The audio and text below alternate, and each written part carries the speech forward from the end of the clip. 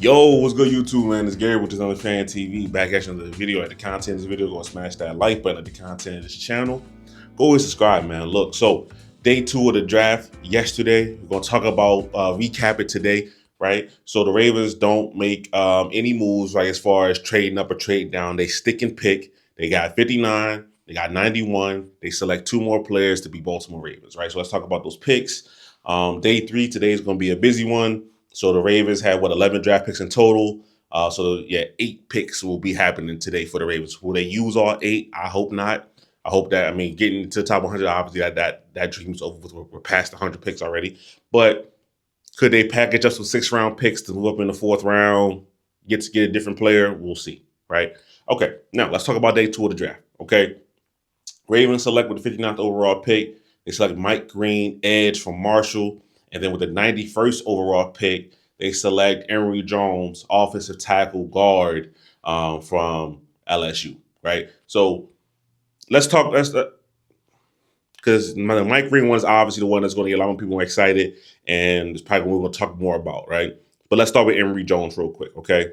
Emory Jones, 6'6", 315 pounds, big guy, offensive tackle, guard flexibility, and also a multi-year starter at LSU. I believe he was a 3-year starter at LSU, right? So big time pedigree, good player. The Ravens lost Patrick McCurry this offseason, right? Not saying he's the straight up Patrick McCurry replacement, but it was clear the Ravens still wanted to come out of this draft with an offensive lineman that can have versatility, of playing tackle and guard, right? Which is obviously a very, very important thing because injuries across the offensive line, they hurt you, right? So having somebody that can step in and play is a big deal, right? Now, with this guy, Emory Jones, I'm not sure if he's a guy that's going to compete for one of the guard spots day one. I'm not sure. We'll see what happens in camp, and maybe he can earn one of those spots, right? Or maybe it's just, hey, look, hey, Rook, you're straight up the backup, get some reps in on preseason training camp,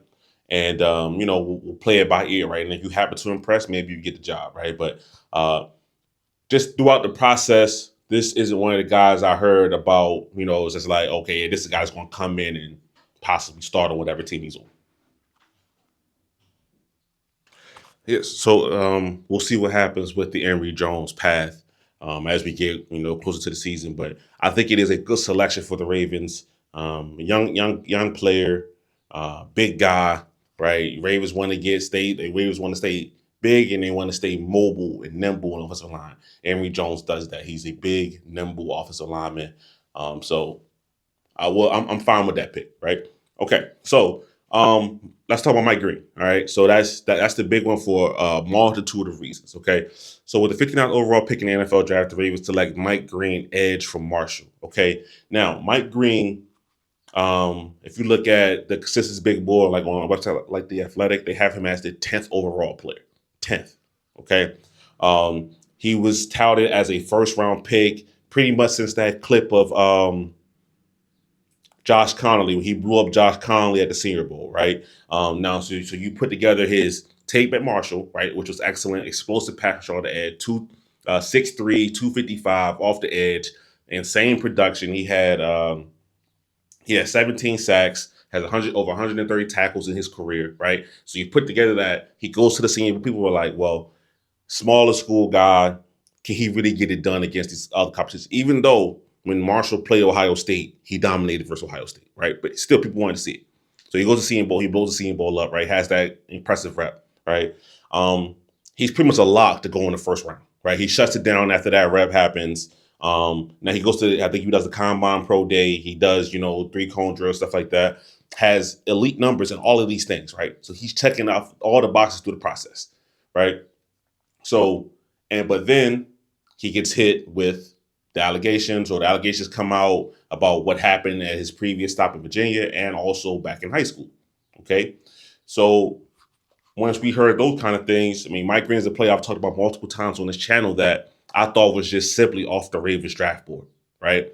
When the Ravens did their pre-draft liars luncheon and they talked about, the say, yeah, we have players that we eliminate, red flags, character concerns, this and that, For me, I thought Mike Green was one of those players, right?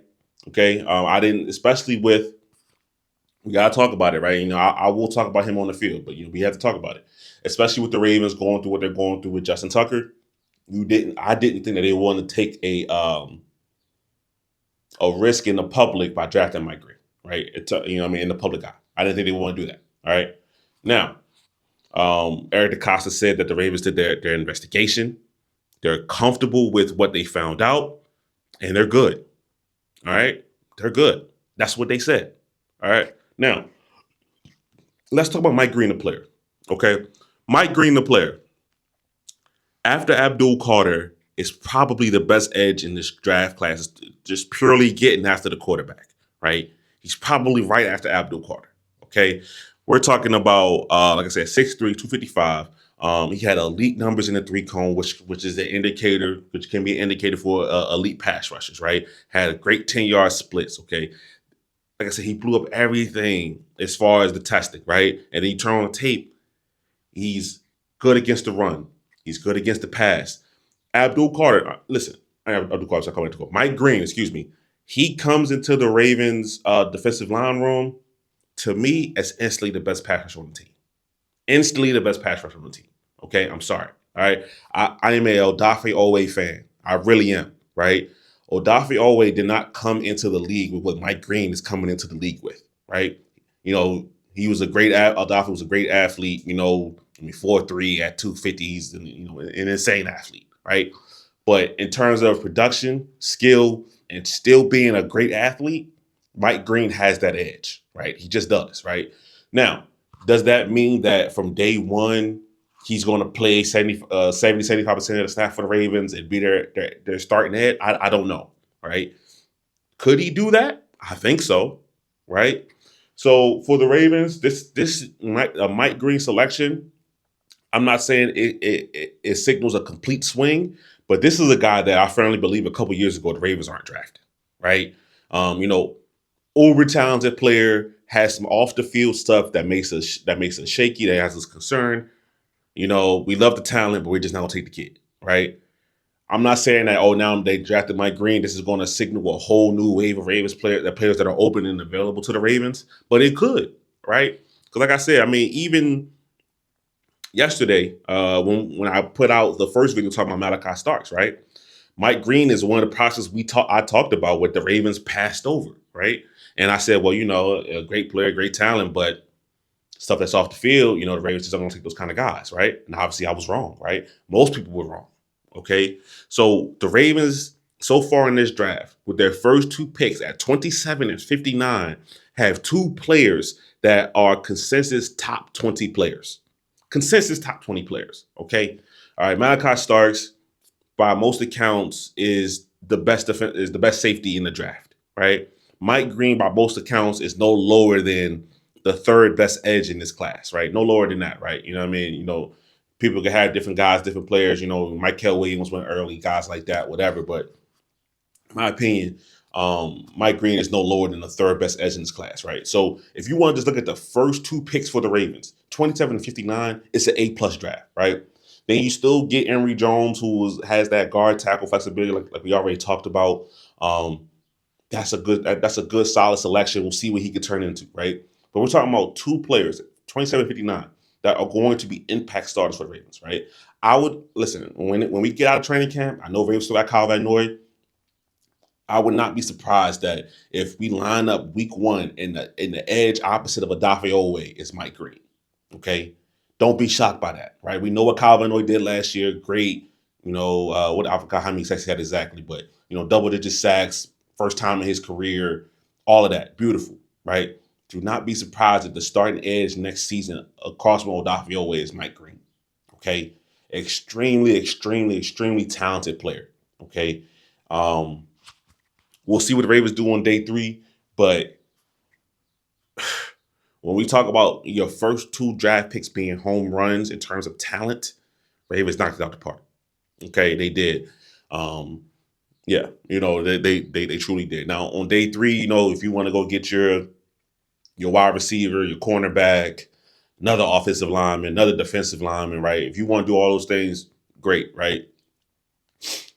I'm really feeling like the Ravens have set themselves up in a position where they really can't do too much to lose the rest of this draft, right? They got two players, top 20 consensus players in the first 60 picks of the draft. Okay, at two areas of need.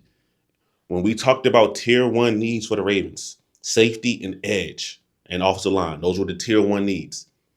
They got two out of the three with great players with great value, right? So, like I said, I'm a fan of what Mike Green does on the field. Now, Ravens said they're comfortable with what happened off the field, right? All the stuff that happened. Now, we'll say this for Mike Green: nothing has come out from his time at Marshall. Okay, the previous stuff was Virginia in high school, right? Both of those things are years ago in his past. All right. His last stop at Marshall, coaches loved him. Nothing came out. All he did was produce on the field, right? So the Ravens are banking on that's the version of Mike Green that they get, and no other outside noise and distraction is coming with it. All right. You know, for the Ravens to make this kind of bet, I'm assuming that they did their research well. Because like I said, I keep repeating it. This is 2 years ago, 3 years ago. Look, hell, the Ravens didn't draft George Pickens, and George Pickens didn't have assault charges, right? George Pickens was just kind of an idiot, right? You know what I mean? Sorry. Anyway, but they didn't draft George Pickens, right? So you go Mike Green, different concerns, but they take him, right? So I don't know if this is a changing of the guard. I don't know. But the Ravens clearly said we need to get the most talent. Because at 59, Mike Green is the most talented player on the board at 59, right? So the Ravens go ahead and handle that, right? So to me, great selections, great day two of the draft for the Baltimore Ravens. Don't have to give up any picks to move up or anything. They stuck and picked. They got a phenomenal talent there, right? And then they got a good talent in Emory Jones as well. So good day two of the draft. Give me your thoughts. Give me your ideas about Mike Green. And we'll talk about it in the comments, man. But it's Gary, just another Fan TV. I'm out.